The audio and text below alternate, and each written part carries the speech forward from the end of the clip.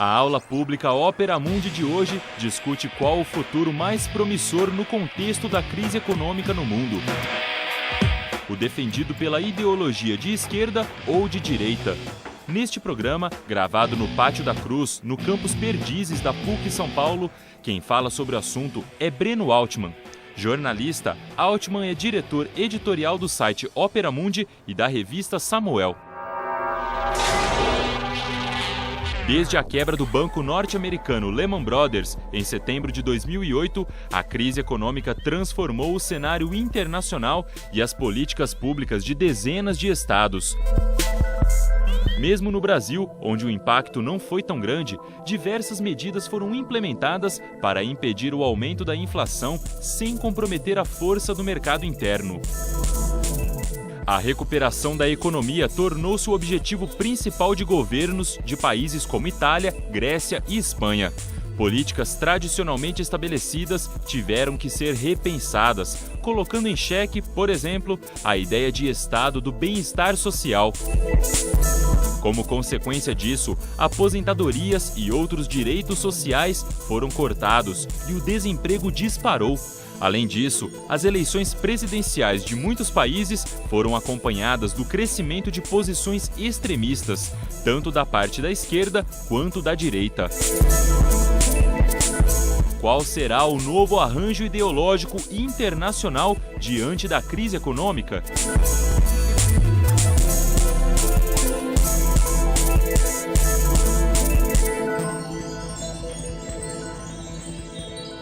Eu queria começar essa nossa aula pública com uma afirmação que vocês já devem ter escutado muitas vezes. A crise econômica que se abriu em 2008 foi a mais grave crise que o capitalismo enfrentou desde a famosa quebra econômica de 1929. Acima de tudo, nós temos que entender que crise é essa. O que exatamente entrou em crise? Se nós olharmos para uma linha do tempo, nós vamos nos dar conta que o capitalismo havia enfrentado, até 2008, um ciclo longo de expansão, que data desde os anos 80, e que se convencionou chamar, através de muitos estudiosos, de neoliberalismo. Quais eram as características dessa longa expansão capitalista que o mundo havia assistido? A gente pode citar alguns fatores muito importantes e que vão dar a cor, que vão dar os contornos deste período de desenvolvimento econômico. A primeira das características teve como lugar os países desenvolvidos da Europa e os Estados Unidos, que foi uma reversão do modelo econômico em curso desde a Segunda Guerra Mundial, através de profundas e amplas medidas de desregulamentação da economia e privatização dos ativos públicos. Vocês devem saber que após a Segunda Guerra Mundial, com o mundo dividido entre dois grandes campos, o campo socialista liderado pela União Soviética e o campo capitalista liderado pelos Estados Unidos, houve uma opção do campo capitalista por garantir as condições de desenvolvimento interno através da expansão dos direitos dos trabalhadores, através da expansão do papel do Estado na economia, buscando criar uma espécie de colchão de segurança para que as ideias socialistas, que exerciam importante influência no movimento operário europeu, não viessem a ser hegemônicas naquelas sociedades. Era necessário também, em função do aprendizado da crise de 29, que o Estado desempenhasse um papel regulador forte, potente na economia. Este modelo, que vinha desde a Segunda Guerra Mundial, é revertido nos anos 80 nos países capitalistas desenvolvidos, para buscar oferecer uma maior liberdade de movimento ao capital e permitir aos grandes grupos econômicos que reduzissem os seus custos. O que significava reduzir os seus custos? Pagar menos salários, significava privatizar empresas estatais, significava ter menos normas na economia. Uma segunda característica deste modelo foi forçar os países do capitalismo periférico, entre os quais se inclui a América Latina, a também privatizar suas empresas, também desregulamentar suas economias e cortar profundamente os gastos do Estado para garantir que essas dívidas com os bancos internacionais pudessem ser pagas. Jamais na história do capitalismo, a partir dessas medidas de regulamentação, foi tão acelerado o desenvolvimento dos fatores de produção, a chamada revolução tecnológica. Os grandes saltos tecnológicos que permitiram, ao lado dessas outras medidas econômicas, uma expansão acelerada da produção. As fábricas passaram a produzir mais, com menos custos e com menos emprego de mão de obra. Mas, simultaneamente, reduzia-se o mercado mundial. Numa situação como essa, onde cresce muito a oferta e cai a capacidade aquisitiva das pessoas e das famílias, o capitalismo recorre a um instrumento para garantir que esse desenvolvimento não fosse barrado. E esse instrumento chama-se crédito. E com esse crédito continua a funcionar a bicicleta da economia. Esse processo chega a um momento derradeiro e a um momento de crise em 2008, quando a capacidade, a expansão do crédito se choca frontalmente com a capacidade das pessoas de pagarem o que deviam. É o chamado estouro da bolha imobiliária nos Estados Unidos em 2008, que levou em cascata a uma crise geral do sistema capitalista, porque entrou em colapso o sistema de crédito e, portanto, os bancos que haviam emprestado dinheiro. E estabeleceu-se, assim, uma crise geral. As pessoas ficaram sem crédito, os bancos ficaram sem a capacidade de pagamento dos seus clientes, os governos perderam orçamento para poder salvar os bancos e as grandes empresas. E o mundo passou a mergulhar num conflito entre duas opções de como lidar com a crise. Uma tem-se o nome de austeridade. O que propõe, basicamente? Mais corte de gastos do Estado, mais privatização, mais redução de direitos, de tal forma que sobre dinheiro para os bancos continuarem a ser pagos. Essa é a opção preferencial que tomaram os países europeus e que tomaram os Estados Unidos, e que leva a Europa a ter desemprego na taxa de 25% em países como Espanha, Portugal e Grécia, que leva a redução acelerada dos serviços públicos, que leva a redução ainda maior de direitos dos trabalhadores, que leva à perda de soberania nacional dos países para salvar um núcleo central do desenvolvimento capitalista, a partir do qual este pensamento imagina relançar a economia. A outra opção é a opção de mais Estado, mais direitos, de tal maneira que as pessoas possam ter condições de reconstruir sua renda, através de um processo de expansão da economia cujo centro é o Estado. O modelo, um dos países que mais aplicam esse modelo, mais exemplares na aplicação desse modelo alternativo, é o Brasil. As chamadas políticas anticíclicas, pelas quais o Estado gasta mais durante a crise, investe mais, buscando criar um dinamismo do setor produtivo através do investimento estatal. O que a crise nos permitiu foi reabrir a disputa entre esquerda e direita, entre duas opções distintas de enfrentar esse grave momento. Uma opção de aprofundar e radicalizar o velho modelo neoliberal, e uma outra opção baseada na ampliação do mercado interno, na universalização e ampliação de direitos dos trabalhadores e num maior peso do Estado na economia. Esse é o conflito da nossa época.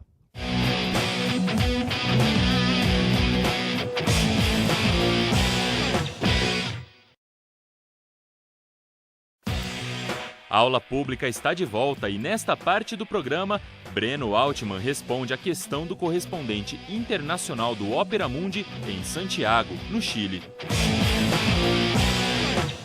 A disputa entre as políticas econômicas de direita, que ainda pautam alguns governos após a crise, e a pressão popular por políticas sociais de esquerda, que vem ganhando as ruas desses mesmos países. Qual lado está se impondo melhor até agora? qual vai se estabelecer a longo ou médio prazo? Eu diria uma única coisa: a moeda ainda está no ar.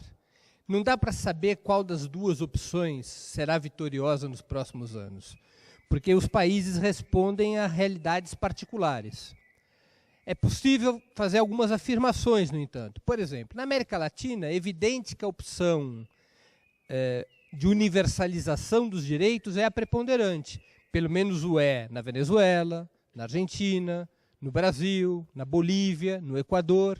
Ainda que cada um desses países tenha situações distintas, esse grupo de nações fez uma opção político-eleitoral por governos que apostam numa ampliação do papel do Estado na economia, na universalização de direitos e na implementação de programas baseados na distribuição de renda e riqueza, de tal maneira que venha se expandir o mercado interno e venha se expandir o consumo das famílias. Essa é a opção, digo, aqui na América Latina. Na Europa, prepondera uma outra alternativa. A alternativa da austeridade é a dominante.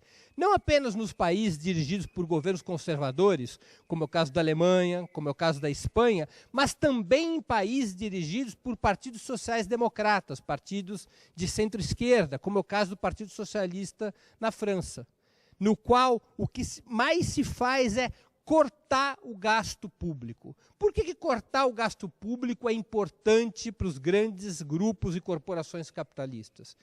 Porque eles querem segurança de que o Estado continuará a pagar pelos títulos da dívida os juros que estão comprometidos. Boa parte do lucro das grandes corporações já não vem mais de atividades operacionais, de atividades produtivas, mas vem das atividades financeiras.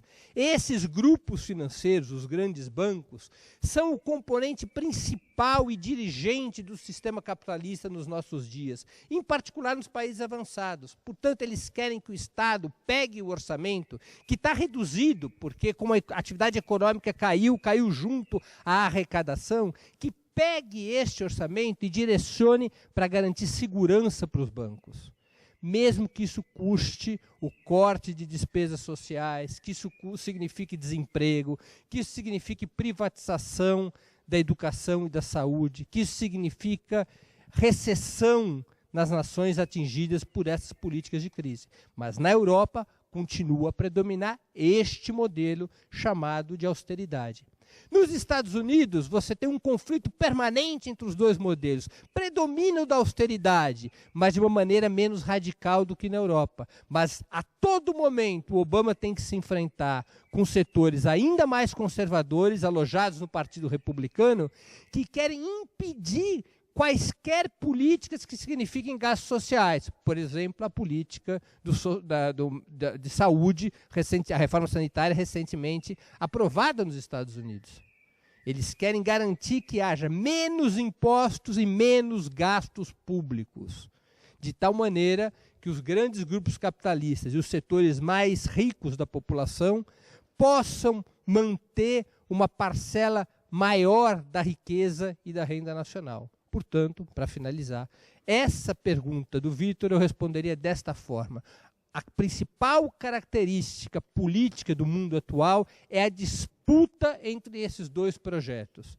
O projeto da austeridade contra o projeto da distribuição de renda e riqueza.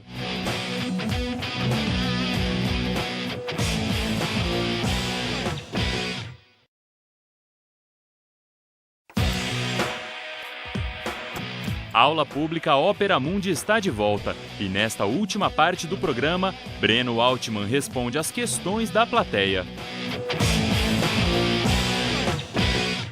Meu nome é Kleberson, né? Por enquanto eu não faço nenhum curso. Eu ouvi dizer que em 1929 foi por conta da crise foi excesso de produção. E de acordo com o que o senhor falou, eu percebi que a principal característica dessa, agora de 2008, foi excesso de crédito. Então, há algo em comum? O excesso em si um principal motivo, né, dessas crises cíclicas, né, que eles falam, né? Se nós observarmos a história das crises, nós vamos encontrar vários traços em comum entre elas. Um desses traços é essa contradição entre a a velocidade de expansão da oferta e a redução do ritmo da demanda. Por que isso acontece em todas as crises capitalistas? Porque o capital, para se desenvolver, ele busca duas coisas. A primeira são sucessivas revoluções tecnológicas que permitam produzir mais em menos tempo. A segunda é cortar custos. Isso significa dizer cortar salários, cortar impostos. Portanto, reduzir os recursos disponíveis nas mãos dos trabalhadores para que esses possam comprar mercadorias e serviços. Qual é o resultado concreto que isso provoca? As grandes corporações aumentam muito sua capacidade de produzir. Na outra ponta, a população tem menos capacidade de consumir. Essa é uma característica presente em todas as crises, inclusive na atual. É a base da crise atual. O capitalismo desenvolveu um mecanismo para resolver ou para atenuar essa contradição. Qual é esse mecanismo? O crédito. Eu empresto para que as pessoas possam comprar a prazo. Elas não têm dinheiro para comprar à vista, mas elas podem se endividar em parcelas que vão até 30 anos, no caso da casa própria. Então, há uma combinação entre a contradição entre oferta e demanda e a crise de crédito, porque há um momento onde o instrumento de crédito propriamente também entra em crise. Qual é esse momento? No qual a renda já não é mais suficiente sequer para pagar o crédito. E passa a haver uma crise entre oferta e demanda, não apenas no que diz respeito aos produtos físicos e aos serviços, mas também em relação ao próprio crédito. Ou seja, os bancos ofertaram mais crédito do que as pessoas são capazes de pagar. Quando uma situação como esta ocorre, o sistema financeiro entra em crise, porque as pessoas não são mais capazes de resgatar suas dívidas. Exatamente foi o que aconteceu na chamada explosão do subprime, vocês devem ter ouvido essa expressão em anos anteriores, ou seja, na crise da bolha imobiliária norte-americana. Portanto, há uma combinação desses fatores. A crise da oferta e demanda leva à expansão do crédito. Mas a expansão do crédito, se não é acompanhada por uma expansão da renda e do emprego, ela própria é contagiada pela crise da oferta e demanda. Meu nome é Geraldo. Se não tem a divisão correta dentro do capitalismo, essa oferta e demanda nunca vai seguir certo, tá ligado? E conforme vai acontecendo esse progresso econômico, você sempre vai cair no mesmo erro, né? E qual seria a solução, então? Essa é a discussão, a base da tua pergunta, é a discussão que hoje divide as forças políticas e culturais do mundo, ou seja, como enfrentar a crise desse sistema. E uma crise que está inscrita no próprio DNA do sistema, ou seja, ele sempre reproduz crises com essa característica. E são crises que provocam uma enorme destruição das próprias forças produtivas, uma própria destruição da economia, que provoca desemprego, que provoca guerras.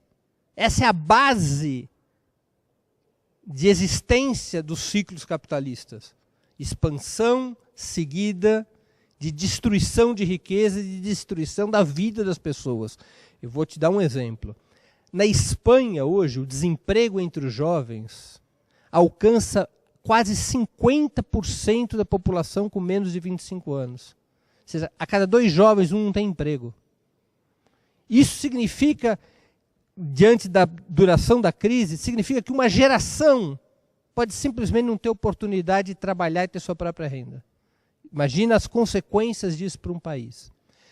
A alternativa que historicamente se estabeleceu em relação ao capitalismo era a ideia de uma sociedade nova, de uma sociedade socialista, e essa foi uma experiência que se tentou ao longo de décadas no século XX, que foram as experiências que seguiram a Revolução Russa de 1917, e que alguns países ainda continuam inscritos a essa experiência, com suas características e problemas, como é o caso de Cuba, como é o caso da própria China.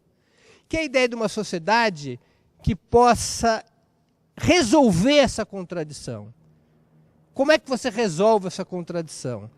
Do ponto de vista do que é o ideário socialista, é criando uma sociedade no qual não haja a propriedade privada dos meios de produção e a sociedade, através do Estado e de mecanismos democráticos, possa regular oferta e demanda, ou seja, possa fazer com que a economia não desperdice recursos por conta da busca que as grandes corporações fazem do lucro máximo.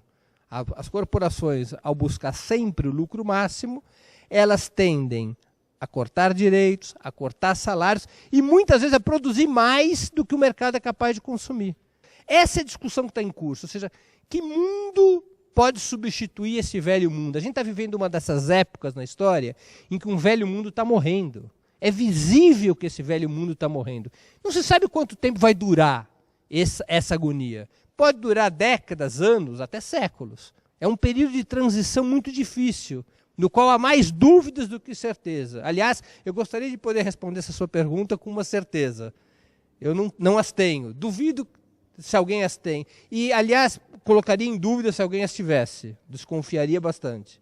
Mas essa é a situação que nos toca viver. E nós temos que estar de olhos muito abertos para compreender essa situação e construir alternativas com base na experiência concreta dos povos e países.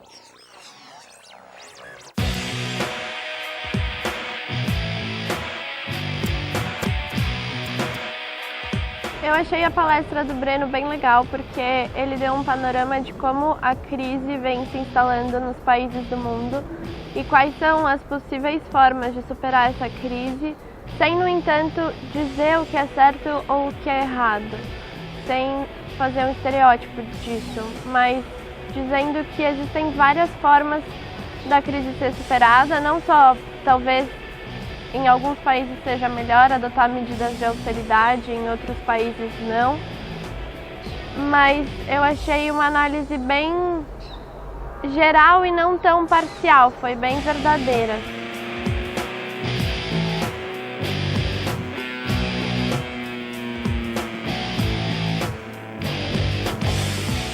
Eu gostei bastante, principalmente pelo formato das palestras, serem abertas ao público, totalmente abertas, né?